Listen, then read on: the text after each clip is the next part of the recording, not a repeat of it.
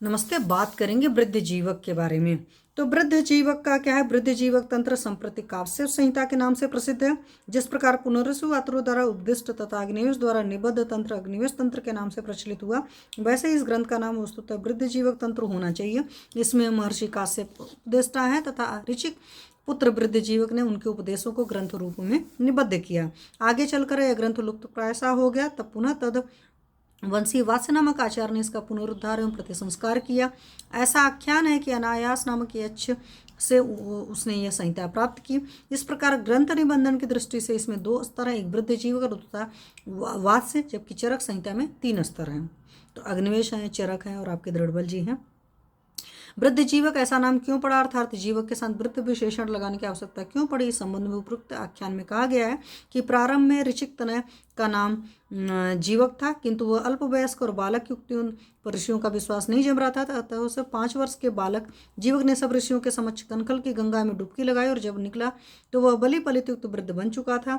इस विस्मयकारी घटना के बाद शिशु होते हुए भी उसका नाम वृद्ध जीवक रखा गया। वस्तुतः यह प्रतीकात्मक व्याख्या है। इसका वास्तविक अर्थ यही निकाला जा सकता है कि जीवक ने अल्प व्यय में ही ग्रंथ की रचना की थी, क्योंकि अल्पवयस्क होने पर भी वह ज्ञान में वृद्ध था। दूसरा अभिप्राय इसका यह भी हो सकता है कि बालकों के संबंध में ज्ञान देने वाला ग्रंथ होने कारण तंत्रकार को बाल रूप में चित्रित किया। मेरा ऐसा अनुमान है कि ख्यातिनामा जीवक जो भगवान बुद्ध के काल में हुआ था, उसी का वरीय समकालीन यह जीवक भी था और उससे पार्थक्य रखने के लिए इसके नाम में वृद्ध विशेषण लगा दिया गया। यह भी संभव है कि वृद्ध जीवक तंत्र के प्रणेता कौमार वृत्त विशेषक जीवक शल्यशास्त्री जीवक के कुछ पूर्ववर्ती हों या उससे आयु में बड़े हों। वर्तमान काश्यप संहिता नेपाल राजगुरु पंडित हेमराज शर्मा के पास विद्यमान पांडुलिपि के आधार पर है। महामहोपाध्याय पंडित हरप्रसाद शास्त्री ने अपने पांडुलिपि अन्वेषण विवरण में 38 पृष्ठों की एक अपूर्ण काश्यप संहिता को उल्लेख किया, जो इससे भिन्न प्रतीत होती है। प्रस्तुत ग्रंथ की आधारभूत पांडुलिपि का विवरण पंडित हेमराज शर्मा के शब्दों में इस प्रकार है। इस उपलब्ध ताड़पत्र पुस्तक की आकृति 21.5 गुणे 2.25 है। प्रत्येक पृष्ठ में 6 पंक्तियां हैं। सबसे प्रारंभ का पृष्ठ 29 और अंतिम पृष्ठ 264 है। बीच बीच में बहुत से पृष्ठ विलुप्त हैं। इस विलुप्त पुस्तक के आदि मध्यतः अंत के भी स्थान स्थान पर खंडित होने के कारण बहुत प्रयत्न करने पर भी खंडित पृष्ठ तथा प्रतीकों की प्राप्ति नहीं हो सकी है। लुप्त पत्रों का संकेत मुद्रित पुस्तक के प्रथम पृष्ठ की पाद टिप्पणी में कर दिया गया है। ग्रंथ के आदि के 10-12 अध्याय खंडित हैं तथा अंत में भी खिल भाग के 80 में से केवल 25 अध्याय तक ही होने से उसके बाद का भाग भी खंडित है। शेष नए पृष्ठों में से बहुत से अंश पूरे नहीं हैं, इसलिए स्थान स्थान पर विलुप्त पंक्ति शब्द तथा अक्षर आदि को प्रकाशित करते हुए बिंदुमाला द्वारा दिखाया गया है। इसकी लिपि प्राचीन होने पर भी बहुत से स्थानों पर लेखभेद होने से एक ही समय में 2 लेखों ने मिलकर खंड रूप में इस मूल पुस्तक की पूर्ति होगी, ऐसा प्रतीत होता है। इस पुस्तक के उपक्रम तथा उपसंहार के लुप्त होने के कारण उनके द्वारा ज्ञातव्य विषयों का कुछ ज्ञान नहीं हो सकता। अंतिम भाग के न मिलने से उसके लेख के विषय में भी कुछ नहीं मिलता है, परंतु फिर भी इसकी लिपि की आकृति, अक्षरों द्वारा निर्दिष्ट पृष्ठों की संख्या, कहीं के अध्याय और श्लोकों की संख्या तथा ताड़पत्र की लंबाई और चौड़ाई को देखकर अनुमान किया जा सकता है कि इस पुस्तक का लेख 700-800 वर्ष पूर्व का है। यही पांडुलिपि संपादित प्रकाशित होकर काश्यप संहिता के रूप में प्रसिद्ध हुई। इसका सारा श्रेय पंडित हेमराज शर्मा जी को है। इस प्रकाशन का उपोद्घात विवेचना की दृष्टि से पूर्व है, जिसमें आयुर्वेद के समस्त इतिवृत्त समाहित हो जाता है। इधर काश्यप संहिता के नाम से एक और ग्रंथ का पता चला है, जिसकी कुछ पांडुलिपियां प्रकाश में आई हैं। एक पांडुलिपि नेवारी लिपि में सरस्वती भवन वाराणसी में है और 2-3 पांडुलिपियां दक्षिण भारतीय ग्रंथागारों में उपलब्ध हैं। इन पर शोध कार्य केंद्रीय भारतीय चिकित्सा अनुसंधान परिषद के तत्वाधान में वाराणसी संस्कृत विश्वविद्यालय में स्थित वांग्मय अनुसंधान केंद्र में हुआ था। यह काश्यप संहिता विषय और वस्तु की दृष्टि से नितांत भिन्न है। इसमें सामान्यतः निदान और चिकित्सा का वर्णन है। रस औषधियों की संख्या अधिक होने के कारण यह ग्रंथ 12वीं-13वीं शती के पूर्व का नहीं प्रतीत होता है। काश्यप नामक अनेक आचार्य हैं। इनमें से इस संहिता का उपदेष्टा कौन है, यह भी एक विचारणीय प्रश्न है। मारीच कश्यप का मत चरक संहिता में उद्धृत है। एक काश्यप विश्वविद्या के विशेषज्ञ हैं, जिनका महाभारत में भी उल्लेख है। चरक संहिता सूत्रस्थान 1 की ऋषि परिषद में कश्यप और मारीच कश्यप के नाम से परिगणित है। प्रस्तुत ग्रंथ में उपदेष्टा के लिए सर्वत्र कश्यप शब्द प्रयोग हुआ है, कहीं कहीं केवल मारीच शब्द भी आया है। इससे स्पष्ट है कि केवल कश्यप से भिन्न एक मारीच कश्यप भी थे, जिनके लिए केवल मारीच शब्द भी प्रयुक्त होता था। चरक संहिता के उपयुक्त श्लोक में मारीच शब्द इसी काश्यप के लिए आया है। यही मारीच काश्यप संहिता का उपदेष्टा है। इस संहिता के एक स्थल पर में वृद्ध काश्यप का मत पूर्व पक्ष के रूप में रखा गया है। इससे वृद्ध काश्यप की भी भिन्नता सूचित होती है। डल्लन आदि टीकाकारों ने वृद्ध काश्यप को उद्धृत किया है। संप्रति उपलब्ध काश्यप संहिता में एक विचित्र बात देखने में आती है कि कहीं कहीं शिष्य के मत की भी पूर्व पक्ष के रूप में स्थापना की गई है। रोगाध्याय में अन्य आचार्यों के साथ वृद्ध जीवक के मत का भी उल्लेख है। इस प्रकार बहुमन विरेचन सिद्धि सिद्धि अध्याय 3 में वायुर्वेद आदि के साथ वास्य का नाम भी आचार्यों में आता है। वायुर्वेद भी शिष्य के श्रेणी में आते हैं, उन्हें संबोधित कर अनेक स्थल कहे गए हैं। ऐसी शैली चरक संहिता में नहीं है। वहाँ अग्निवेश केवल जिज्ञासा उपस्थित करता है, वहाँ परिषद की चर्चा में अपना कोई मत उपस्थित नहीं करता है। यहाँ तो प्रति संस्कर्ता वास्य तक ने अपना नाम उन आचार्यों से निविष्ट कर लिया। एक स्थल पर सिद्धि स्थान एक में पुनर्सु आत्रेय का मत भी पूर्व पक्ष के रूप में उपस्थित किया है। आचार्यों का प्रारंभ और अंत करने की शैली भी इसकी भिन्न है। प्रारंभ और अंत इति है इसमें भगवान कश्यप से होता है और अंत में इसके बाद इति शब्द से अध्याय का नाम दे दिया गया है। तंत्र या तंत्रकार का नाम प्रत्येक अध्याय के अंत में न होकर केवल स्थान समाप्ति पर है तथा इंद्रिय स्थान की समाप्ति पर यह पुष्पिका है। इति वृद्ध जीवकीय कौमार वृत्ते वात्स्य प्रति संस्कृते इंद्रिय स्थाने औषध भेषजीयम नाम इंद्रियम समाप्तानि च इंद्रियाणि। इसी प्रकार अन्य पुष्पिकाएं इस प्रकार है। इति वृद्ध जीविके कौमार वृत्ते चिकित्सा स्थाने दात्री चिकित्सत अध्याय समाप्तानि चिकित्सितानि चिकित्सा स्थान। इति वृद्ध जीविके तंत्रे कौमार वृत्ते वास्य प्रसंस्कृते कल्पेषु संहिता कल्प नाम द्वादश समाप्तम च कल्पस्थानम समाप्ता चेयम संहिता अतः परम खिल स्थानम भवति कल्पस्थानम। अन्य स्थान खंडित होने कारण वहाँ की पुष्पिकाएं उपलब्ध नहीं तथा उपरोक्त उदाहरणों से शैली का अनुमान होता है। यह शैली भी चरक संहिता से भिन्न है, जहाँ प्रत्येक अध्याय के अंत में तंत्र और तंत्रकार का नाम दिया है। इन पुष्पिकाओं से स्पष्ट है कि तंत्र का नाम काश्यप संहिता न होकर वृद्धिजीवी की तंत्र है। उपदेष्टा के नाम पर ही यदि रखना हो तो काश्यप संहिता होना चाहिए, न कि कश्यप संहिता होना चाहिए, न कि काश्यप संहिता, क्योंकि कश्यप और काश्यप दो भिन्न आचार हैं। इस तंत्र का संबंध काश्यप से है, इस तंत्र का संबंध कश्यप से है। अतः व्याकरण से साधु होने पर भी संहिता के साथ काश्यप शब्द भ्रामक है। विषय विभाग की बात करें तो कल्प स्थान के अंतिम अध्याय संहिता कल्पाध्याय में संहिता की वस्तु योजना का निर्देश किया गया। यद्यपि कुछ अन्य संहिताओं में यह विषय सूत्र स्थान में निर्धारित है। इसके अनुसार संहिता में सूत्र, निदान, विमान, शारीर, इंद्रिय, चिकित्सा, सिद्धि तथा कल्प 8 स्थान है और उनके अंतर्गत अध्यायों का क्रम निम्नांकित है। सूत्र स्थान 3, निदान 8, विमान 8, शारीर 8, इंद्रिय 12, चिकित्सा 30, सिद्धि 22, कल्प स्थान 12, टोटल 120 चैप्टर, खिल स्थान 80 चैप्टर। अलग से स्पष्टता ये योजना चरक संहिता के अनुगामिनी है। चरक संहिता का बाह्य स्वरूप में अनुकरण करने पर भी इस वस्तु के स्वरूप की दृष्टि में यह संहिता बिल्कुल भिन्न है। इस अंतर का कारण काल के अंतराल के अतिरिक्त और क्या हो सकता है? उदाहरणार्थ यहाँ कल्प स्थान में विभिन्न औषधियों के कल्प हैं, जबकि चरक संहिता में इसमें केवल संशोधन कल्पों का ही विस्तार से वर्णन है। प्राचीन काल का होते होते कल्प शब्द का प्रयोग भिन्न अर्थ में होने लगा, जैसे शतावरी कल्प, लशुन कल्प आदि। ऐसे कल्पों के अनेक संग्रह ग्रंथ भी लिखे गए। वर्तमान संहिता में कल्प शब्द का ऐसा प्रयोग उसे अन्य प्राचीन संहिताओं से काफी दूर ले जाता है। यह वृद्ध जीविकी तंत्र कौमार वृत्त का एकमात्र उपलब्ध संहिता ग्रंथ है। यह यदि पूर्ण अभिकल रूप में समझ होता तो अध्ययन अधिक सुकर एवं यथार्थ होता, तथापि इसका एक संक्षिप्त अंतरंग अध्ययन प्रस्तुत किया जाता है। इस संहिता का रेवती कल्पाध्याय तत्कालीन सांस्कृतिक अध्ययन के लिए अत्यंत महत्वपूर्ण सामग्री है। धार्मिक स्थिति की बात करो तो देव, गो, ब्राह्मण, गुरु, वृद्ध और आचार्य की पूजा का विधान है। देवगृह शब्द से देव मंदिरों का बोध होता है। देवताओं में त्रिदेव, ब्रह्मा, विष्णु और शिव का महत्वपूर्ण उल्लेख है। खिलस्थान में ज्वर और राजक्षमा की चिकित्सा में रुद्र की पूजा का विधान है। मुत्तेश्वर, नीलकंठ, वृषध्वज तथा शिव शब्दों का भी प्रयोग हुआ है। रेवती कल्पाध्याय में एकादश रुद्र का निर्देश है। विष्णु के लिए नारायण शब्द भी आया है। शिव के बाद शक्ति का भी भद्रकाली, उमा, मातंगी, चंडिका आदि शब्दों से विधान है। धूप कल्पाध्याय में कन्याओं के द्वारा धूप कुटाने का उपदेश है। यह भी शाक्त विधान है।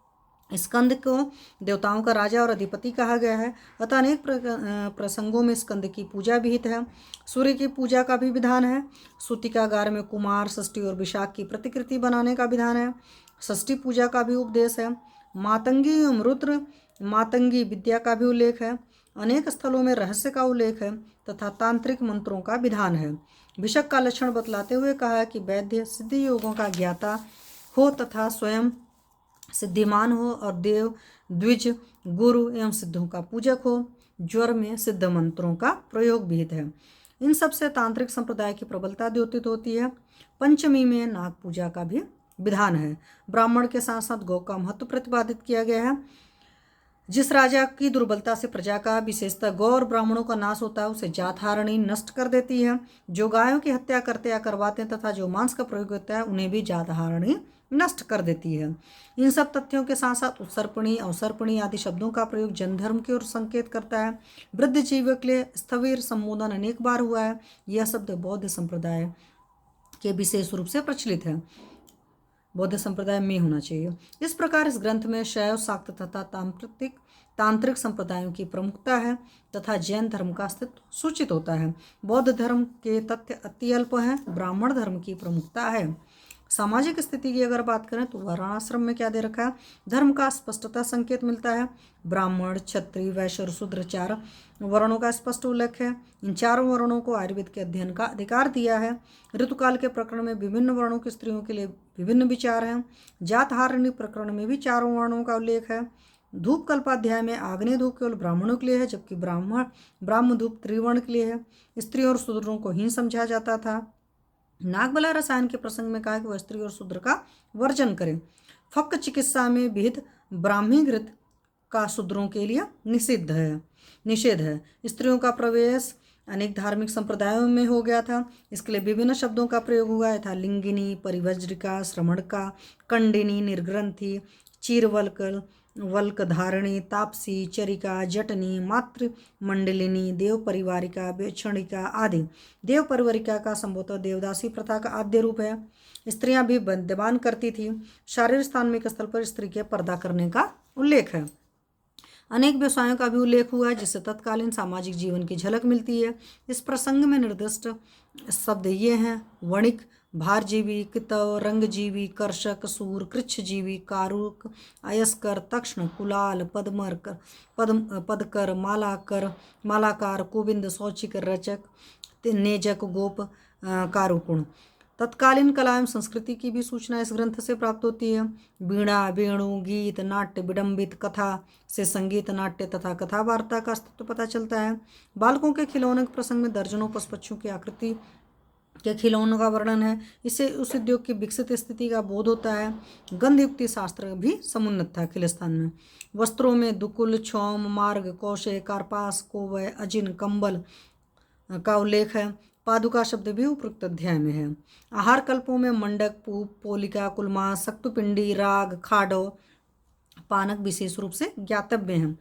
राजनीतिक और धार्मिक आर्थिक स्थिति क्या थी? आर्थिक दृष्टि से बालकों के 3 विभाग किए हैं: ईश्वर पुत्र, मध्यम पुत्र, दरिद्र पुत्र। इससे आर्थिक स्थिति के 3 स्तरों का पता चलता है। यह लिखा है कि रोग तो सबको समान ही होते हैं, किंतु दक्षिणा, आहार, भेषज का इन तीनों में महान अंतर हो जाता है। इसका अर्थ हुआ कि संपन्न व्यक्तियों से वैद्यों को दक्षिणा अच्छी मिलती थी, उनका आहार भी उच्च कोटि का होता था, उनके लिए औषध भी अच्छी दी जाती थी।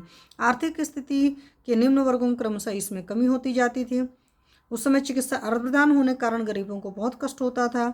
इसका उल्लेख इत सिंह ने अपनी यात्रा विवरण में भी किया है। वैद्यों की दक्षिणा का उल्लेख अन्य प्रसंगों में भी है। वैद्यों के लिए अर्थ और यश की प्रमुखता थी। अधिपति, राजा, राजमात्र तथा राजोपम शब्दों का भी प्रयोग देखने में आता है। भौगोलिक स्थिति बात करें तो विभिन्न प्रसंगों में अनेक भौगोलिक नामों का उल्लेख हुआ है। कनखल का विशेष रूप से उल्लेख हुआ है। संभवतः वहीं इस ग्रंथ की रचना हुई हो। देशानुसार आहार योजना के प्रसंग में काश्मीर, चीन, अपराचीन, वाल्मीकि, काशी, अंग, वंग, कलिंग आदि नाम आए हैं। देश 7वें अध्याय में देश के विभिन्न प्रदेशों के नाम परिगणित हैं। कुरुक्षेत्र का भी विशेष रूप से उल्लेख है जिससे इसका महत्व सूचित होता है। मध्य देश से 100 योजन कुरुक्षेत्र की स्थिति बतलाई है। मध्य देश की समृद्धि का भी वर्णन है जिससे कहा गया कि वहाँ के लोग भोजन के सुखी हैं।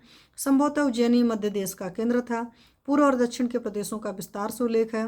मगधासु महाराष्ट्रम, यह वाक्य महत्वपूर्ण माना जाता है क्योंकि संभवतः उस समय मगध साम्राज्य महाराष्ट्र तक व्याप्त था। शक, यवन, पहव, तुषार, कंबोज, हुण आदि विदेशी जातियों का भी उल्लेख है। प्रसव के बाद विदेशी म्लेच्छ जातियों में रक्त, मांस, रस तथा कंद मूल फल प्रसूताओं को देने की परंपरा है। इससे विदेशी म्लेच्छ जातियों का अस्तित्व सूचित होता है। शास्त्रीय पक्ष में देखेंगे तो शास्त्रीय विचार विमर्श के क्रम में निम्नांकित आचार्यों का उल्लेख हुआ: भार्गव प्रमति, वायुर्विद, कांकायन, कृष्ण भारद्वाज, राजर्षि दारुवा, हृणयाक्ष, वैदेह, निमि, गार्ग्य, माठर, आत्रेय, पुनर्वसु, पाराशर्य, कौत्स, वृद्ध काश्यप, वैदेह, जनक, भेल। इस सूची में चरक संहिता में निर्दिष्ट अनेक आचार्यों का नाम है। राजर्षि दारुवाह का नाम विशेष उल्लेखनीय है। यह ध्यान देने की बात है कि प्राय सभी संहिताओं में एक राजर्षि अवश्य हैं। सुश्रुत संहिता में तो दियोदास स्वयं राजर्षि हैं। चरक संहिता में काशीपति, वामक तथा वायुर्विद, भेल संहिता में नग्नजीत तथा काश्यप संहिता में दारुवा तथा वायुर्विद का उल्लेख महत्वपूर्ण है। इन सभी के मत भी उद्धृत किए गए हैं, जिससे इनके वैदुष्य एवं आचार्यत्व का बोध होता है। काश्यप संहिता मुख्यतः चरक और सुश्रुत के विचार मिलते हैं। प्रकृति वर्णन, 360 हस्तियां, मन का लक्षण, 9 द्रव्य, लोक सम्मित पुरुष, 10 प्राणायतन, अंजलि प्रमाण आदि विषय चरक का अनुसार हैं। 107 मर्म, 8 प्रकृति, आज रसायन आदि प्रकरण में सुश्रुत का अनुसरण किया गया है। भेल संहिता में 18 कुष्ठों में 9 साध्य और 9 असाध्य कहे गए हैं। यही विचार इस संहिता में भी है। कुछ विशिष्ट तथ्य भी मिलते हैं, जैसे यथा 5 हृदय और षटकोश शरीर। षटकोश षटका ही है जो बौद्ध धर्म में प्रतिपादित है। इस संहिता का मुख्य प्रतिपाद्य विषय कौमार वृत्त है। आयुर्वेद के 8 अंगों में कौमार वृत्त को आद्य अंग कहा गया है। बालकों के शारीर निदान चिकित्सा का विस्तार से वर्णन है। दंत जन्मिक, लेह प्रकरण, फक्त चिकित्सा, जातहारणी, धूमकल्प आदि विशिष्ट स्थान है। निम्नांकित तथ्य अवलोकनीय है। स्वेद अष्टविध कहा गया है, जबकि चरक संहिता में त्रयोदश विध है। कर्णवेद का उल्लेख है। औषध और भेषज में अंतर बतलाया गया है। पहला युक्तिप्याश्रय और दूसरा दैव्यपाश्रय का नाम दिया गया है। भेल के समान प्ली हलीमक चिकित्सा स्वतंत्र अध्याय में वर्णन है। राजच्छमा में वर्धमान पिपली का विधान है। इस रोग में लहसुन का प्रयोग भी विहित है। आतुरालय के लिए अरिष्टागार शब्द है। कल्पस्थान में एकल द्रव्यों के कल्पों का वर्णन है, यथा लहसुन कल्प, कटुतैल कल्प, शतपुष्पा, शतावरी कल्प। नेत्र रोगों में उपयोगी 6 द्रव्यों चचुस्या, पुष्पक, हरितकी, रोशना, रसांजन, कतक का कल्प षटकल्प अध्याय में किया गया है। लहसुन स्त्रियों के लिए हितकर और लावण्य वर्धन कहा गया है। पंचविध कषाय कल्पना के स्थान पर सप्तविध कल्पना है। इसमें चूर्ण और अभिशव 2 कल्पनाएं विशेष हैं। मान के संबंध में उसमें प्रचलित तुलामान को स्वीकृत किया गया है। खिलस्थान में औषध विज्ञान के संबंध में विस्तृत विचार किया गया है। मात्रा तथा आदर्श औषध द्रव्य का भी विधान है। वही द्रव्य उत्तम कहा गया जो प्रयोग करने पर व्याधि वीर्य को नष्ट करते, किंतु रोगी के बल को क्षति ना पहुंचाए। औषधों के नाम, रूप, गुणकर्म, मात्रा, बल, विधान तथा प्रयोग की जानकारी अपेक्षित है, तभी कोई भेषज शास्त्र को भी समझा जा सकता है। सुश्रुत के द्रव्य गुणों का अनुसरण किया गया। आहार को महाभेषज कहा गया है। यूष 75 प्रकार के वर्णित हैं। सूतिका रोग 64 प्रकार का कहा गया है, जिसकी चिकित्सा में तद्विद भी घबरा जाते हैं। पर तंत्र शिक्षितों की बात ही क्या है। सुश्रुत संहिता में जिस प्रकार अंत में रस दोष प्रविभाग है, उसी प्रकार अखिल स्थान में यह विषय विस्तार से वर्णित है। रसों और दोषों में अनेक अवान्तर भेद कर उनकी संख्या हजारों हो गई है। अम्ल पित्त का वर्णन है। इसे सुक्तक नाम भी दिया गया है। यह कहा गया है कि यह रोग अधिकतर आनूप देश में होता है, तो उस स्थान का परित्याग कर देशांतर गमन करना चाहिए। इस प्रकरण में प्राकृत पाचन कर्म का वर्णन किया गया है। नवायस का शोथ में प्रयोग है, जबकि सुश्रुत ने इसका उल्लेख प्रमेह प्रक्रिया प्रकरणों में किया है। शूल रोग चिकित्सा का पृथक अध्याय है। त्रिसमा गुटिका का विधान है, जिसमें हरितकी, शुंठी और गुड़ संभाग होते हैं। त्रिसमा हरितकी को शिवा बोल दिया, स से शुंठी हो गई, गुड़ के लिए तो गुड़ बढ़ गई है। गुप्त उत्तर गुप्त काल में यह औषध बहुत प्रचलित थी, जिसका उल्लेख चीनी यात्री इत सिंह ने अपनी यात्रा विवरण में किया है। दैट इज त्रिस्मा, हरितकी, शुंठी और गुड़। बहुत बढ़िया योग है। नीलसेंध, सुकनासा आदि औषध द्रव्यों का उल्लेख है, जो चरक के बाद प्रचलित हुई। एरंड तेल का बहुसा प्रयोग है। गुप्त काल में मृदु विरेचन में सर्वोत्तम माना जाता था। चरक ने चतुरंगुल का श्रेष्ठ मृदु विरेचन कहा है। लहसुन को काश्यप संहिता में पंचरस तो माना है, किंतु भावप्रकाश की मान्यता से इसमें थोड़ा अंतर है। भाषा एवं शैली की बात करो, पंचजन शब्द का 2 बार प्रयोग हुआ है। पंचावदान शब्द भी है। अवदान शब्द, अवदान ग्रंथ बौद्ध धर्म में प्रसिद्ध है, तथा दिव्यावदान, अवदान शतक आदि। यद्यपि रेवती कल्पाध्याय का प्रारंभिक गद्य प्राचीन शैली का मालूम होता है, तथापि यह ग्रंथ की प्राचीनता का प्रमाण नहीं हो सकता। अभिज्ञान शाकुंतलम में भी एक वैदिक छंद का प्रयोग हुआ, जो गुप्तकालीन रचना मानी जाती है। शूद्रा और महाशूद्री दोनों शब्दों का प्रयोग साथ प्रयोग है। प्रथम शब्द सामान्यतः जातिवाचक तथा द्वितीय शब्द वर्ग विशेष का बोधक है। ये दोनों शब्द कात्यायनकृत वार्तिक शूद्रा चामहत पूर्वा जाति के जातों के अनुसार निष्पन्न है।